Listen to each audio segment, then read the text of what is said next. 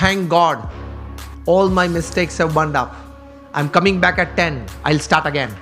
मेरे जीवन में आज तक जो कुछ बना, अभी जो कुछ बन रहा है और आगे भी जो कुछ बनेगा, वो भगवान की इच्छा से होता है, मेरे अच्छे के लिए होता है। और अगर मैं यही अभिगम रखूं तो यही बात मेरी प्रगति और सफलता का कारण बनेगी।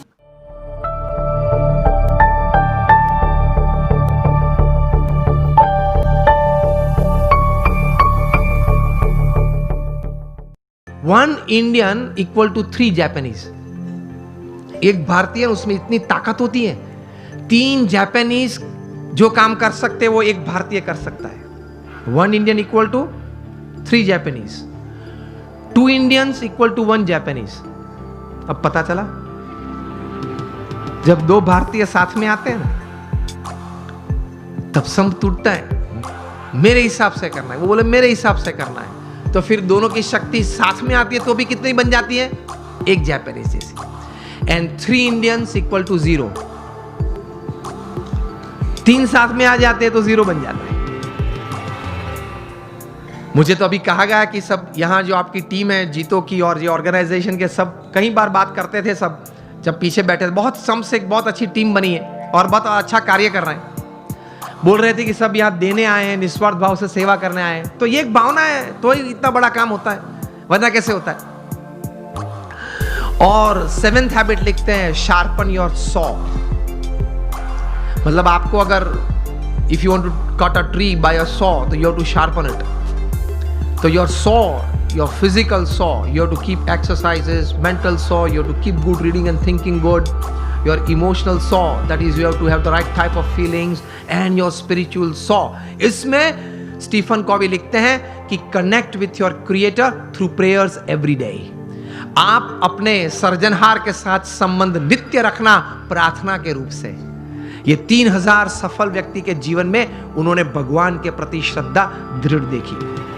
ये सफलता का बहुत बड़ा कारण है, क्योंकि जीवन में ऐसे प्रसंग बनेंगे जब आपके मोबाइल में 500 नंबर होंगे, किसको फोन करूं वो प्रश्न आ जाएगा।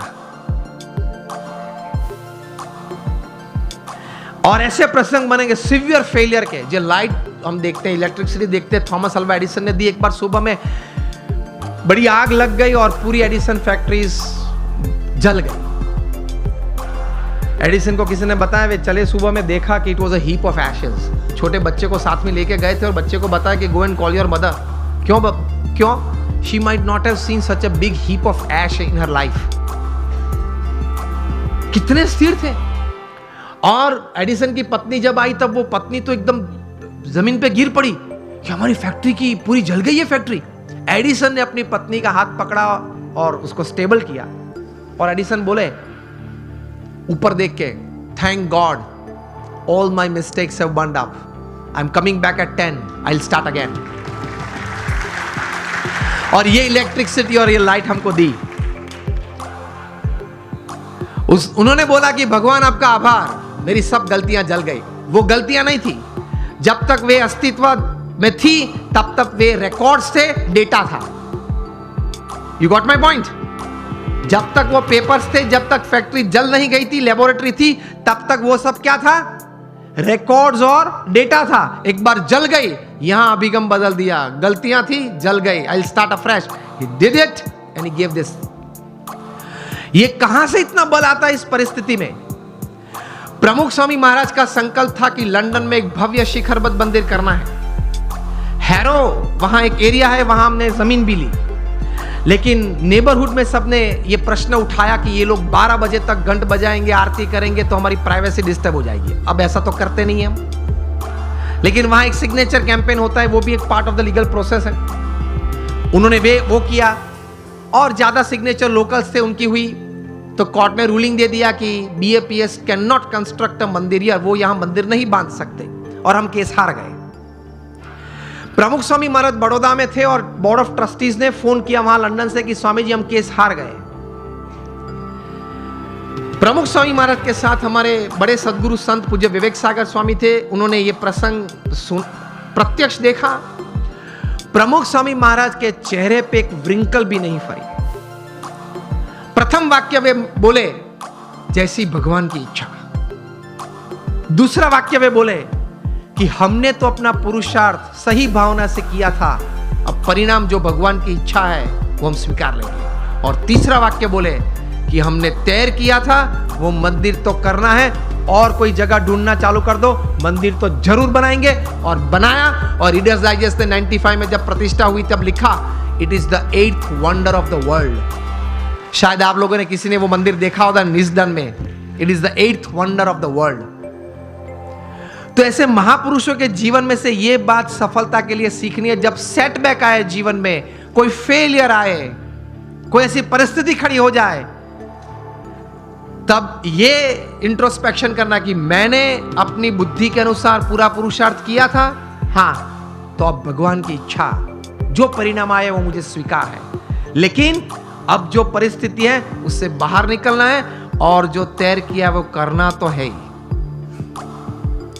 स्टीव जॉब्स को भी एप्पल में से निकाला गया था, पिक्सर चालू किया था, वापस एप्पल में लिया, और वापस वहां से बोर्ड में आए, वहां से सीईओ बने, और क्या कुछ नहीं दिया।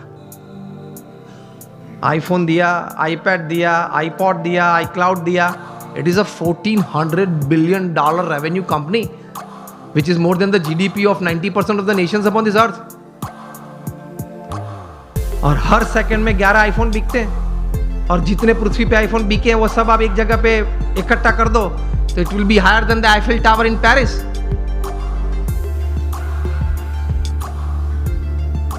वे भी अपनी परिस्थिति जीवन में ऐसी थी जब खाना खाने के लिए हिंदू मंदिर में जाते थे। स्टीव जॉब्स, यही नाम का जीवन चरित्र उनके बचपन के मित्र एरिक्सन और निक बिल्टन ने लिखा है, उसमें यह बात लिखी है। तो ऐसी परिस्थिति आ जाए जब स्थिर रहना, स्वीकार लेना, भगवान में श्रद्धा रखना, थोड़ा आत्मविश्वास रखना, थोड़ा समय जाने देना, पुरुषार्थ करते रहना, बाहर निकल आते हैं। लोग बाहर निकल आते हैं। ऐसे you become a millionaire youth, आप एक समृद्ध व्यक्ति बन सकते हैं। तो भगवान में अटूट श्रद्धा रखना, और अटूट श्रद्धा मतलब एक ही वाक्य आप ध्यान से सुनना, what is faith in God? I tell you just one sentence. वो जीवन में भगवान में श्रद्धा है, और वो वाक्य है, मेरे जीवन में आज तक जो कुछ बना, अभी जो कुछ बन रहा है, और आगे भी जो कुछ बनेगा, वो भगवान की इच्छा से होता है, मेरे अच्छे के लिए होता है। और अगर मैं यही अभिगम रखूं तो यही बात मेरी प्रगति और सफलता का कारण बनेगी।